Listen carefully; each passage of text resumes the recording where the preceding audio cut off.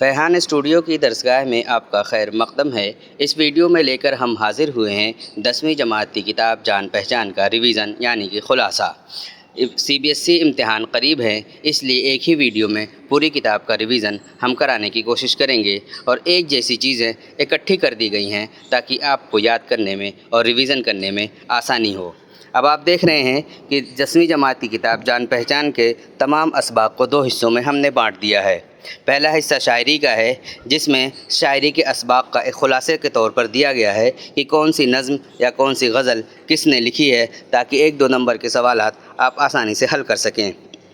آپ دیکھ رہے ہیں کہ حمد اسماعیل میرٹھی نے لکھی ہے، نیکی اور بدی نذیر اکبر آبادی کی ہے، غزل میر تقی میر نے لکھی ہے۔ غزل کون سی تھی میر تقی میر کی؟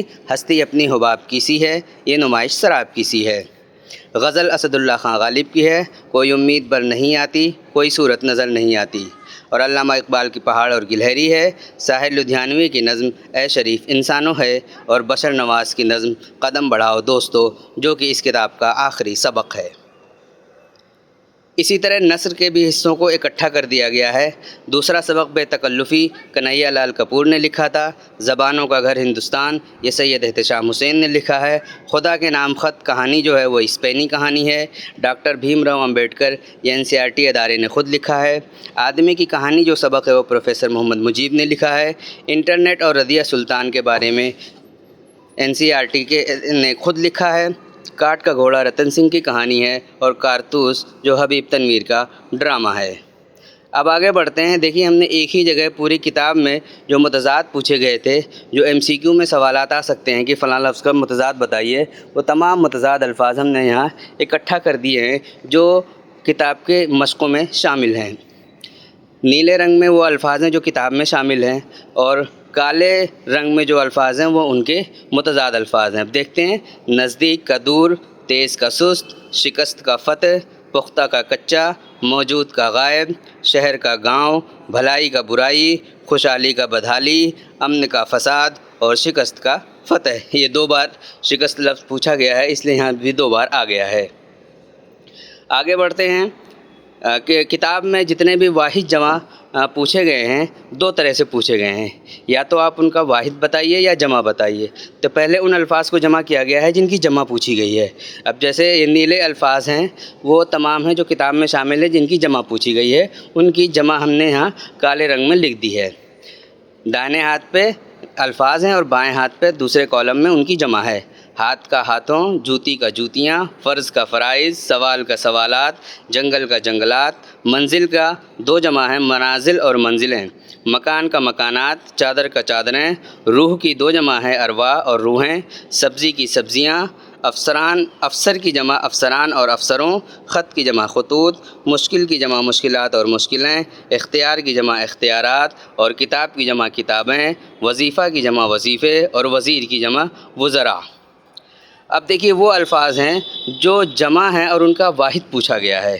تو جمع ہیں نشانات، اس کا واحد نشان، ٹوپیاں کا ٹوپی، احسانات کا احسان، جوابات کا جواب، تصاویر کی تصویر، اطلاعات کا اطلاع، ماہرین کا ماہر، معلومات کا معلوم، کتب کا کتاب، اخبارات کا اخبار، مضامین کا مضمون، اعداد کا عدد، آلات کا آلہ، امراء کا امیر، افواج کا فوج، بیگمات کا بیگم، شکایات کا شکایت، اور سلاطین کا سلطان۔ یہ وہ الفاظ تھے جو جمع تھے، ان کا واحد پوچھا گیا ہے۔ اب آتے ہیں مذکر اور مؤنث۔ تذکیر و تانیث صاحب جانتے ہیں، میسکولین فیمنین۔ دائیں ہاتھ کے کالم میں جو نیلے الفاظ ہیں وہ مذکر ہیں اور بائیں ہاتھ پہ مؤنث ہیں، یعنی دائیں ہاتھ پہ میسکولین ہے اور بائیں ہاتھ پہ مؤنث ہیں، فیمنین ہے۔ عالم کا عالمہ، بادشاہ کا ملکہ، بھائی کا بہن، بیٹا کا بیٹی۔ کچھ سوالات اس طرح سے بھی ہیں کہ آپ کو مذکر مؤنث بتانا ہے کہ وہ لفظ مذکر ہے یا مؤنث۔ ظاہر ہے اردو میں تمام اسم جو ہیں، تمام الفاظ جو اسم ہیں وہ یا تو مذکر ہوں گے یا مؤنث ہوں گے۔ تو ایک سوال یہ آتا ہے کہ مذکر بتانا ہے کہ اس کا مذکر کیا ہوگا، اور ایک سوال یہ آتا ہے کہ یہ بتانا ہے کہ یہ لفظ مذکر ہے کہ مؤنث ہے، یا ان الفاظ میں سے مؤنث کون سا لفظ ہے یا مذکر کون سا لفظ ہے۔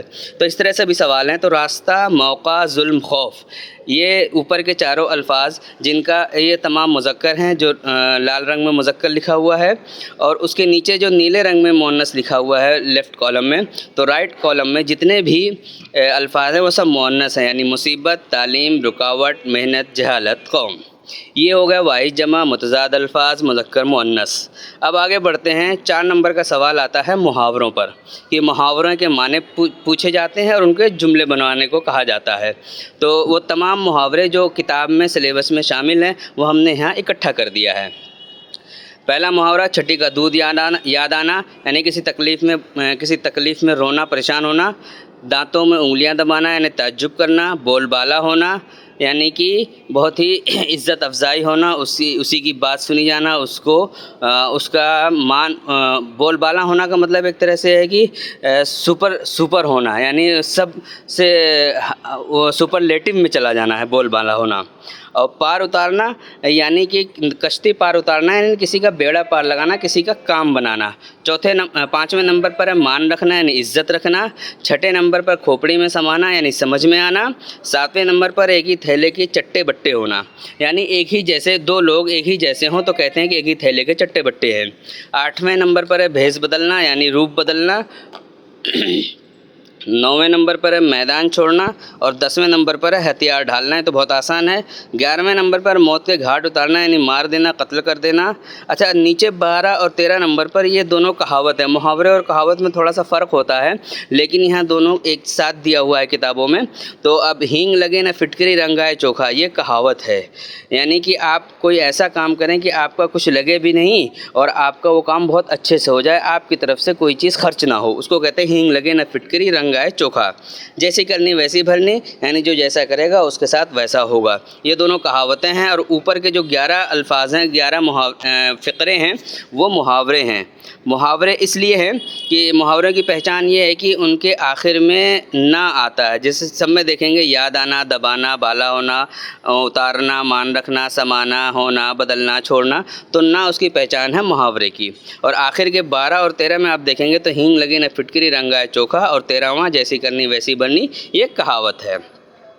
آگے بڑھتے ہیں، ردیف اور قافیہ۔ جی ہاں، آپ سے ردیف اور قافیہ بھی پوچھا جاتا ہے، کوئی مصرع دے دیا جائے گا اور پوچھا جائے گا کہ اس میں ردیف کون سا ہے یا قافیہ کون سا ہے، یا کوئی شعر دے دیا جائے گا، تو اس کی پہچان کیسے کریں گے؟ ردیف کی سب سے پہلے تعریف دیکھ لیں، وہ لفظ جو غزل کے ہر شعر کے دوسرے مصرعے میں ہے۔ دھیان رہے کہ ہر شعر کے دوسرے مصرعے میں بار بار قافیہ کے بعد آئے، اور غزل کے مطلع میں دونوں مصرعوں میں قافیہ کے بعد آتا ہے۔ مثال سے سمجھتے ہیں ہم، جیسے مثال ہے، غالب کی غزل ہے، کوئی امید بر نہیں آتی، کوئی صورت نظر نہیں آتی، موت کا ایک دن معین ہے، نیند کیوں رات بھر نہیں آتی۔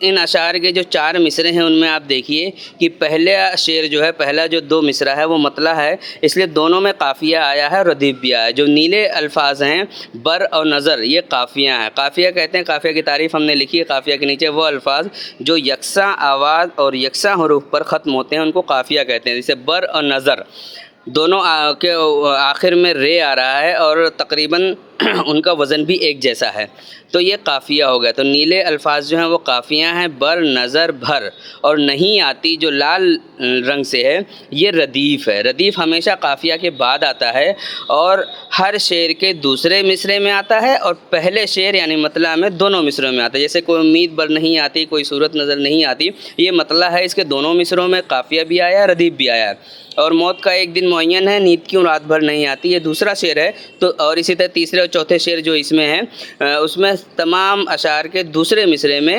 نہیں آتی ردیف آیا ہوگا اور اسی کی مناسبت سے قافیہ آیا ہوگا۔ کتاب میں جتنی نظمیں اور غزلیں ہیں ان میں جو قافیہ استعمال ہوئے ہیں ان قافیوں کو ہم نے یہاں اکٹھا کر دیا ہے، کیونکہ کبھی کبھی یہ پوچھا جاتا ہے کہ فلاں لفظ کا آپ قافیہ بتائیے، تو وہ آپ یہاں سے ایک طرح سے اس کا ریویژن کر سکتے ہیں۔ جیسے پہلے لائن میں دیکھیے، جہاں، آسماں، جواں، مہرباں، خواں، قدرداں، رائے گاں، یہ سب ایک دوسرے کے قافیہ ہیں۔ جناب، سراب، گلاب اور اضطراب، خراب، شراب، یہ ایک دوسرے کے قافیہ ہیں۔ اسی طرح بستی، پستی، ہستی، پرستی، بدستی، مان، بدستی تک یہ ایک دوسرے کا قافیہ ہیں۔ نان، مان، احسان، آن، یہ ایک دوسرے کے قافیہ ہیں۔ اسی طرح اور آگے بڑھتے ہیں، اترنی، کرنی، نہرنی، بھرنی، یہ بھی ایک دوسرے کے قافیہ ہے۔ پھر نیلے الفاظ میں شروع ہوتا ہے، بالا، والا، ڈالا، نالا، یہ بھی قافیہ ہے۔ پھر اور نیچے کے لائن میں آتے ہیں، بر، نظر، بھر، پر، کر، مگر، یہ بھی ایک دوسرے کے قافیہ ہے۔ پھر اسی طرح کھلا، دھلا، بنا، ذرا، سکھا، کیا، یہ بھی ایک دوسرے کے قافیہ ہیں۔ نکھار، پیار، انتظار، اختیار، بہار، سنگار، یہ بھی ایک دوسرے کے قافیہ ہیں۔ تو یہ آپ کو سمجھ میں آ گیا ہوگا کہ ردیف اور قافیہ کسے کہتے ہیں۔ ردیف جو بار بار آئے ہر شعر کے دوسرے مصرعے میں، اور قافیہ جو وہ الفاظ جو یکساں آواز اور یکساں حروف پر ختم ہوتے ہیں۔ ایک اور ہے صنعت ہے تشبیہ، جو آپ کی غزل ہے ہستی اپنی حباب کیسی ہے، نمائش شراب کیسی ہے، اس میں بہت ساری تشبیہیں استعمال ہوئی ہیں۔ اور تشبیہ کہتے کسے ہیں؟ ایک چیز کو کسی دوسری چیز کے جیسا بتانا۔ جیسے مثال دی ہے، لال رنگ سے لکھا ہوا چاند سا روشن چہرہ، اس میں چہرے کو چاند کی طرح روشن بتایا گیا۔ سا جو ہے یہ ادات تشبیہ یعنی تشبیہ کا لفظ ہے، جسے پتہ چلتا ہے کہ ہاں یہ تشبیہ ہے۔ اب آپ یہ پوری غزل پڑھ لیں گے، ہستی اپنی حباب کیسی ہے، یہ نمائش شراب کیسی ہے، یہ اس میں دونوں مصروں میں تشبیہ دی گئی ہے۔ ہستی کو حباب سے تشبیہ دی گئی، حباب پانی کا بلبلے کو کہتے ہیں، تو جیسے پانی کا بلبلہ کچھ دیر میں ختم ہو جائے گا، ایسے ہماری ہستی اور ہمارا وجود ہے وہ بھی کچھ دنوں میں ختم ہو جائے گا۔ اور یہ نمائش شراب کیسی ہے، نمائش کہتے ہیں دنیا کو کہا گیا ہے، اور شراب کہتے ہیں وہ چیز جو دور سے لگے کہ ہاں پانی ہے، قریب جائیں تو کچھ نہیں ہوتا ہے، عموماً ریگستان میں ہوتا ہے، یا ہم دوپہر میں صاف ستھری ہائی وے ایکسپریس وے پہ چلیں تو دور پانی نظر آتا ہے، لیکن جب قریب پہنچتے ہیں تو وہاں کچھ نہیں ہوتا، اس کو شراب کہتے ہیں۔ تو اس نمائش سے مراد دنیا کو شراب کہا گیا ہے، شراب کی طرح بتایا گیا کہ شراب دھوکہ ہے، ویسے یہ دنیا بھی دھوکہ ہے، ایک دن ختم ہو جائے گی۔ تو یہ کچھ چیزیں تھیں۔ اب آگے دیکھتے ہیں، گرامر کا کچھ حصہ ہے، یہاں ہم نے ایک چیز شامل کی ہے، آپ کے سلیبس میں شامل ہے اسم، اور اسم کی تعریف، اور اس میں عام، اس میں خاص، یا اس میں نکرہ، اس میں معرفہ، اس کے بارے میں تھوڑا سا سمجھ لیتے ہیں۔ کہ اسم کی تعریف آپ جانتے ہیں کہ کسی شخص، جگہ، چیز اور کیفیت کے نام کو اسم کہتے ہیں۔ یہ اوپر دیکھیں گے آپ کی بیک گراؤنڈ اس کا کالا ہے، اور اس میں سفید رنگ سے وہ اسم کی تعریف لکھی ہوئی ہے کہ کسی شخص، جگہ، چیز اور کیفیت کے نام کو اسم کہتے ہیں۔ جیسے حامد، شاہد، موہن، یہ لڑکوں کو کہا گیا، لڑکوں کے نام ہے تو یہ اسم ہے۔ لال قلعہ، قطب مینار، جامع مسجد، پرانا قلعہ، یہ عمارت ہے، یہ بھی ایک چیز ہے، اس کو کیا کہتے ہیں؟ اسم کہتے ہیں۔ اور ایسے دہلی، آگرہ، یہ سب ایک جگہ کا نام ہے، اس لیے اس کو بھی اسم کہتے ہیں۔ لیکن ایسی جیسے حامد، شاہد، موہن، لال قلعہ، موتی مسجد، دہلی، لڑکوں، عمارتوں، جگہ کے خاص نام ہیں۔ یعنی حامد کسی ایک کا نام ہے، شاہد کسی ایک کا نام ہے، تو یہ اس میں خاص ہو گیا، جس کو اس میں معرفہ کہتے ہیں۔ اگر ہم صرف لڑکا کہہ دیں یا طالب علم کہہ دیں تو یہ اس میں عام ہو گیا، کوئی بھی طالب علم ہو سکتا ہے، کوئی بھی لڑکا ہو سکتا ہے۔ لیکن جب حامد ہم نے کہہ دیا یا شاہد کہہ دیا تو وہ فلاں ایک ہی شخص مراد ہوگا، تو اس کو اس میں خاص کہتے ہیں۔ ایسے ہی اگر ہم نے کہا شہر تو کوئی بھی شہر ہو سکتا ہے، لیکن جب ہم نے کہا دہلی تو ایک خاص شہر ہوگا۔ جب شہر کہا تو وہ اس میں عام یعنی اس میں نکرہ ہو گیا، اور جب ہم نے دہلی کہا یا آگرہ کہا تو وہ اس میں خاص ہو گیا یعنی اس میں معرفہ ہو گیا۔ اسی طرح کوئی چیز ہے، کتاب ہے تو کوئی بھی کتاب ہو سکتی ہے، لیکن ہم جان پہچان گئے ہیں تو ایک خاص کتاب مراد ہوگی تو وہ اس میں معرفہ یا اس میں خاص ہو جائے گی۔ تو اب دیکھیے دونوں کی تعریف لکھ دی گئی ہے۔ کسی عام شخص، عام جگہ اور عام چیز کے نام کو اس میں عام کہتے ہیں، اس میں عام کو نکرہ بھی کہا جاتا ہے، جیسے لڑکا، کتاب، شہر، گاؤں، یہ اس میں عام ہے۔ اور کسی خاص شخص، خاص جگہ، خاص چیز کے نام کو اس میں خاص کہتے ہیں، اور اس میں خاص کو اس میں معرفہ بھی کہا جاتا ہے، جیسے دہلی، آگرہ، ممبئی، یا حامد، ساجد، راشد، ساحل، یہ نام ہیں، یہ جان پہچان ہے، دور پاس ہے، سب رنگ ہے، یہ اس میں معرفہ ہیں۔ ایک سوال اور آتا ہے، رموز اوقاف یعنی وہ علامتیں جو سکتے کے لیے استعمال، رکنے کے لیے استعمال کی جاتی ہیں۔ آپ دیکھیے 3 کالم ہے، پہلے کالم میں علامت ہے، دوسرے کالم میں اس کا نام ہے، اور تیسرے کالم میں اس کا استعمال ہے۔ پہلی علامت کوما کی ہے، جس کو اردو میں سکتہ کہتے ہیں، جملے میں مختصر وقفے کے لیے استعمال کیا جاتا ہے۔ دوسری علامت سیمی کولن کی ہے، جس کو اردو میں وقفہ کہا جاتا ہے، یہ سکتے سے تھوڑا سا طویل وقفہ ہوتا ہے۔ اور تیسری علامت کولن ہے، جس کو اردو میں رابطہ کہتے ہیں۔ مفصل ہم خیال مختصر جملوں کو ایسے ہی دوسرے جملوں سے جوڑنے کے لیے اس کا استعمال کیا جاتا ہے، یا کسی چیز کی تفصیل بتانے کے لیے۔ جیسے ہم نے لکھا اسم، اس کے بعد رابطہ دیا، کولن دیا، اس کے بعد اس کی تعریف دی، یعنی ہم نے اسم کی تفصیل بتائی کہ اسم ہوتا کیا ہے۔ चौथी अलामत एक ख़त्मा की है जिसको हम फुल स्टॉप कहते हैं। उर्दू में फुल स्टॉप इसी तरह लगता है, डैश की तरह लगता है। जुमला जहाँ ख़त्म होता है वहाँ लगाया जाता है। पाँचवीं अलामत सवालिया है, क्वेश्चन मार्क है। जब सवालिया जुमला हो तो हम लगाते हैं। छठी अलामत फजाइया उर्दू में कहते हैं, एक्सक्लेमेशन मार्क है। किसी जज्बे को ज़ाहिर करने के लिए इस्तेमाल किया जाता है या किसी को बुलाना होता है, मुखातब करना होता है, तब उसका इस्तेमाल किया जाता है। और ये आखिरी जो दो हैं, एक वावैन है जिसको हम इन्वर्टेड कॉमा कहते हैं कि किसी की बात को हम कोट करते हैं तो इसको इन्वर्टेड कॉमा में लिखा जाता है, इसको उर्दू में वावैन कहते हैं। और आखिरी अलामत कौसैन की है जिसको हम ब्रैकेट कहते हैं, जहाँ इसमें हम किसी दूसरी ज़बान का लफ्ज़ इस्तेमाल करते हैं या कुछ और भी चीज़ें हम ब्रैकेट में कोई तशरीह करनी हो या कुछ किसी चीज़ की वजाहत करनी हो तो उसको भी हम ब्रैकेट में दे सकते हैं। ये रमूज़ औक़ाफ़ है, इसमें से सवाल ज़रूर आता है, आप इसको जहन नशीन कर लीजिए। ये 2 नंबर का सवाल कन्फर्म है। अब आगे बढ़ते हैं, ग्रामर का कुछ पार्ट और है। फ़ेल में क्या क्या है? फ़ेल, एक तो फ़ेल की तारीफ़ है, फिर उसके बाद फ़ेल की 3 किस्में, माजी, हाल और मुस्तक़बिल है, और फिर फ़ेल मारूफ़ और फ़ेल मजहूल, ये आपके सिलेबस का हिस्सा है। तो फ़ेल की तारीफ़ क्या है? सबसे ऊपर देखिए, फ़ेल की तारीफ़ वो लफ्ज़ जिससे किसी काम का होना या करना मालूम हो, जैसे मैं किताब पढ़ रहा हूँ, वो आगरा गया था, ये फ़ेल है। अब उसके बाद नीचे देखिए नीले लफ्ज़ में फ़ेल माजी लिखा हुआ है। फ़ेल माजी पास्ट टेंस को कहते हैं, वो फ़ेल जिसमें कोई काम गुज़रे हुए ज़माने में हो, जैसे कल रात बारिश हुई थी, यानी बारिश अभी हो नहीं रही है या होगी नहीं बल्कि हो चुकी है, तो जो काम गुज़रे हुए ज़माने में उसे फ़ेल माजी कहते हैं। पिंक कलर से लिखा हुआ है फ़ेल हाल, वो फ़ेल जिसमें कोई काम मौजूदा ज़माने में हो रहा हो, जैसे मैं ये वीडियो देख रहा हूँ, ये प्रेजेंट टेंस है, इसको फ़ेल हाल कहते हैं। फ़ेल मुस्तक़बिल लाल से लिखा हुआ है, वो फ़ेल जिसमें कोई काम आने वाले वक्त या ज़माने में होगा, यानी जो कोई काम अगले ज़माने में फ्यूचर में होगा, ये फ्यूचर टेंस है, तो उसको फ़ेल मुस्तक़बिल कहते हैं। जैसे 20 फरवरी को उर्दू का इम्तिहान होगा। इसके बाद फ़ेल की 2 और किस्में हैं, फ़ेल मारूफ़ और फ़ेल मजहूल। फ़ेल मारूफ़ वो फ़ेल है जिसमें काम करने वाला मालूम है, जैसे साजिद ख़त लिख रहा है, इसमें एक काम हो रहा है ख़त लिखने का, तो लिख कौन रहा है वो मालूम है, वो साजिद लिख रहा है, इसलिए ये फ़ेल मारूफ़ है। और दूसरी किस्म है फ़ेल मजहूल की, वो फ़ेल जिसमें काम करने वाला मालूम ना हो, जैसे खाना पक रहा है, इसमें खाना बन रहा है, काम हो रहा है, लेकिन कौन पका रहा है ये मालूम नहीं है, तो ये जो है ये फ़ेल मजहूल है। ठीक है, तो ये फ़ेल का हिस्सा था, इसके बारे में भी सवाल ज़रूर आएगा। यानी फ़ेल की तारीफ़ बता दी हमने, फ़ेल माजी, फ़ेल हाल, फ़ेल मुस्तक़बिल, इसकी तारीफ़ और इनकी मिसालें बता दी, इसे फ़ेल मारूफ़, फ़ेल मजहूल। हो सकता है आपको मिसाल दे दी जाए कि ये एक जुमला है, इसमें कौन सा फ़ेल इस्तेमाल हो। मान लीजिए मैं ये वीडियो देख रहा हूँ और आपको क्या कहते हैं, 4 ऑप्शन दे दिए गए कि आप बताइए कि फ़ेल माजी है, हाल है, मुस्तक़बिल है या मजहूल है, तो आप बताएंगे कि फ़ेल हाल है क्योंकि ये प्रेजेंट में है। तो इस तरह से भी सवाल आ सकता है। देखिए आपके यहाँ 2 सवाल आते हैं ख़त लिखने के लिए और दरख्वास्त लिखने के लिए। हमने दरख्वास्त का एक फ़ॉर्मेट लिख दिया है कि शादी में शिरकत के लिए छुट्टी की दरख्वास्त। ये फ़ॉर्मेट आप जहन नशीन कर लीजिए, याद कर लीजिए। इस फ़ॉर्मेट को आप लिखाइए तो आपके 5 में से 4 नंबर कहीं नहीं गए, क्योंकि आपका ऊपर का जो फ़ॉर्मेट है, जनाब प्रिंसिपल साहब government senior secondary school Delhi, ये तो लिखना ही लिखना है। उसके बाद नीचे मौजू लिखना है और जो सब्जेक्ट है वो लिखना है। जैसे शादी में शिरकत के लिए छुट्टी की दरख्वास्त, आपके सवाल में होगा पर्चे में कि किसके लिए दरख्वास्त लिखनी, वो आप यहाँ लिख दीजिए। उसके बाद आली जनाब, ये तो आपको लिखना ही लिखना है। और बिल्कुल नीचे आप 3 लाइनें देख रहे हैं, आपका शागिर्द राशिद खलील, तारीख़ फ़लाँ, और इसके नीचे रह गया है जमात दहम, यानी आपको जमात भी लिखना है। तो वो चीज़, ये ऊपर का फॉर्मेट और नीचे का फॉर्मेट, ये तो आपको लिखना ही है। फॉर्मेट का आपके मार्क्स होते हैं, उनके अलग होते हैं, इसके अलग होते हैं।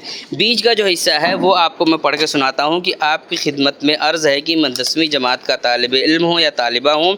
मेरे बड़े भाई की शादी 20 दिसंबर को है, इसलिए आपसे गुजारिश है कि 18 से 24 दिसंबर तक 1 हफ़्ते की छुट्टी इनायत फरमाएँ। आपकी बहुत नवाजिश होगी, शुक्रिया।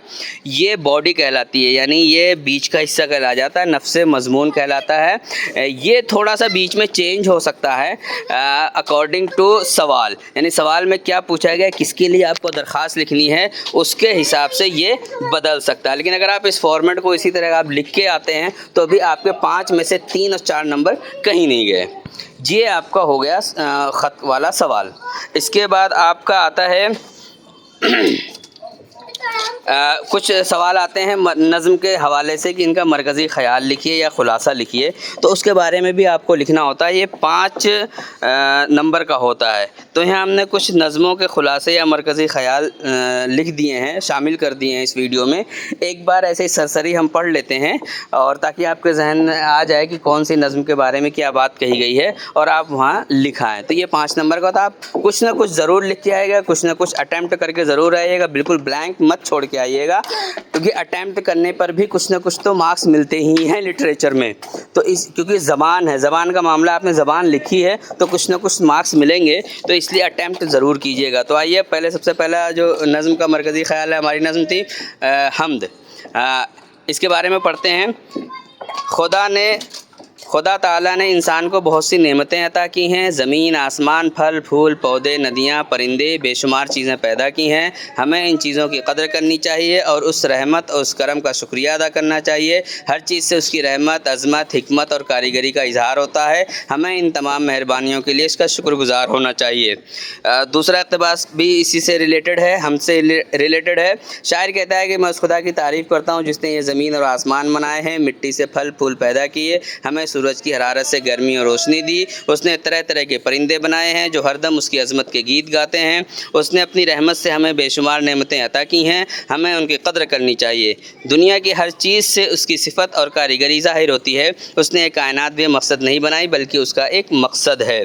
ये हम्द के बारे में है। दूसरी नज़्म है नेकी और बदी, नज़ीर अकबर आबादी की। उसके बारे में सुन लीजिए कि नज़्म का उन्वान नेकी और बदी है। इससे मुराद है कि लोग नेक काम करते हैं तो उन्हें नेकी का फल मिलता है, जो बदी करते हैं उनके साथ भी बदी होती है। इस दुनिया में जो जैसा करेगा वैसा पाएगा। यहाँ हाथ के हाथ पर हर बात का फ़ैसला हो जाते हैं। यहाँ सौदा दस्त बदस्ती, इस हाथ करो उस हाथ मिले, यहाँ सौदा दस्त बदस्ती है। इसके बारे में इसके बाद वाले भी इक़्तिबास में कुछ तफसील दी है, आप वीडियो पॉज करके इसको पढ़ लीजिएगा। फिर एक नज़्म है पहाड़ और गिलहरी। अल्लामा इकबाल ने अपनी नज़्म एक पहाड़ और गिलहरी में दोनों के मुकालमे को पेश किया, यानी पहाड़ और गिलहरी आपस में बातचीत कर रहे हैं और ये बताने की कोशिश की है कि इस कायनात की हर शय, हर चीज़ अपनी जगह अहम है। कोई भी चीज़ छोटी या बड़ी हो, हर चीज़ की अपनी अहमियत है और इफ़ादियत है, यानी फ़ायदा है उसका। कुदरत के इस कारखाने में, दुनिया में, न तो कोई चीज़ निकम्मी है और ना ही बड़ी है। खुदा ने हर चीज़ को मसलियत और हिकमत के तहत बनाया है। इस नज़्म के ज़रिए इकबाल ने ऊंच नीच से दूर रहने का भी दर्स दिया है। एक नज़्म और है साहिर लुधियानवी की है शरीफ इंसानों। इस नज़्म में शायर ने अमन आलम को मौजू बनाया और बताया है कि जंग किसी भी मसले का हल नहीं है, बल्कि जंग तो ढेर सारे मसले पैदा करती है। इसलिए जहाँ तक मुमकिन हो जंग से गुरेज़ ही करना चाहिए। जंग मशरिक़ में हो या मगरिब में हो, इससे अमन आलम मजरू होता है, यानी पूरी दुनिया का सुकून तबाह होता है। जंग से कोई हल नहीं निकलता, बल्कि जंग तो बेशुमार मसाइल लेकर आती है। इसलिए जहाँ तक हो सके जंग को टालना ही बेहतर है। ये कुछ नज़में थीं जिनका खुलासा या मरकज़ी ख़याल कह लीजिए हमने आपको पेश किया है। अब आगे बढ़ते हैं। देखिए, कुछ सवाल 16 नंबर के तकरीबन या 20 नंबर के आसपास आते हैं सवाल जवाब। कुछ 3 नंबर के होते हैं, कुछ 2 नंबर के होते हैं, कुछ 1 नंबर के होते हैं। तो हमने कुछ असबाक़ के सवाल जवाब इस वीडियो में शामिल किए हैं। आप कुछ मैं पढ़ देता हूँ, कुछ छोड़ दूँगा ताकि वीडियो तवील ना हो, लंबी ना हो। आप पॉज करके उनको पढ़ लीजिएगा। अब जैसे हम के बारे में कुछ सवाल है। हम के सबक में शायर ने बेल बूटों को मिट्टी से उगाया हुआ क्यों कहा? बेल बूटे मिट्टी ही में पैदा होते हैं, इसलिए शायर ने बेल बूटों को मिट्टी से उगाया हुआ कहा है। दूसरा सवाल है सूरज को चश्मा क्यों कहा गया? सूरज से गर्मी और रोशनी मिलती है, उसी से फल और अनाज पकते हैं, इसलिए शायर ने सूरज को चश्मा कहा है। सवाल है चिड़िया खुदा की तस्बीह कैसे करती हैं? सुबह शाम परिंदे चहचहाकर इस खुदा बुज़ुर्ग बरतरी की तारीफ़ करते हैं, इसलिए शायर ने चिड़ियों को खुदा की तस्बीह बताया है। आखिरी शेर में कारखाने से क्या मुराद है? आखिरी शेर में कारखाने से मुराद कारखाने कुदरत, यानी ये आलम और रंगबू, और ये हसीन और कायनात, यानी ये दुनिया और पूरी यूनिवर्स, पूरी कायनात है जिसको कारखाना कहा गया है। इसी तरह बेतकल्लुफ़ी के बारे में भी कुछ सवाल है। ये बेतकल्लुफ़ी से क्या परेशानी होती है? बेतकल्लुफ़ी से तरह तरह की परेशानी होती है। बेतकल्लुफ़ दोस्त आपसे कपड़े उधार ले जाते हैं, आते ही ढेर सारे नाश्ते की फरमाइश कर देते हैं, किराया भी आप ही से दिलवाते हैं, और दूसरे लोग सामने से इतनी बेतकल्लुफ़ी से बातें करेंगे जिस पर आपको शर्मिंदगी करना पढ़ सकता है। तो ये कुछ इस तरह के सवाल जवाब भी हैं हमने शामिल किए। अगर हम सबको पढ़ेंगे तो बहुत वक्त लग जाएगा, वीडियो बहुत तवील हो जाएगी। आप पॉज करके इनको पढ़ लीजिएगा। नेकी और बदी जो नज़्म है उससे मुताल्लिक भी कुछ सवाल हैं। नज़्म के पहले बंद में दुनिया को किस तरह बस्ती कहा गया, कुछ देर नहीं अंधेर नहीं थे शायर की क्या मुराद है, किसकी नाव पार उतरती, इस तरह के सवालात हैं। ऐसे ही गज़ल हस्ती अपनी हुबाब की सी है, इंटरनेट है, इसके बाद गज़ल गालिब की है, कोई उम्मीद बर नहीं आती, कोई सूरत नज़र नहीं आती, ज़बानों का घर हिंदुस्तान, रज़िया सुल्तान, ए शरीफ इंसानों, कारतूस, काट का घोड़ा, कदम बढ़ाओ दोस्तों। ये कुछ असबाक के हमने तमाम सवालात ने कुछ सवालात जो हमें इम्पोर्टेंट लगे वो हमने दे दिए हैं। आप इनको यहाँ से पढ़ लीजिएगा, क्योंकि अगर हम इन सबको पढ़ेंगे तो वीडियो बहुत तवील हो जाएगी। इसलिए हम इस वीडियो को यहीं ख़त्म करते हैं। उम्मीद है कि आपको ये रिवीज़न पसंद आया होगा। अगर पसंद आया हो तो एक लाइक कर सकते हैं, सब्सक्राइब भी कर सकते हैं, क्योंकि इस चैनल पर हम आगे कोशिश करेंगे कि आपको तमाम असबाक को पढ़ाया जाए। सिलसिला शुरू किया गया था लेकिन बंद हो गया था, लेकिन अब फिर नए सेशन में फिर से सिलसिला शुरू किया जाएगा। तो ये आपका ये रिवीज़न है, ये ख़ुलासा है। और इस रिवीज़न, इस ख़ुलासे की PDF अगर आपको चाहिए तो इस वीडियो के डिस्क्रिप्शन में उसका लिंक दे दिया जाएगा, आप वहाँ से इसकी PDF भी डाउनलोड कर सकते हैं। बहुत बहुत शुक्रिया।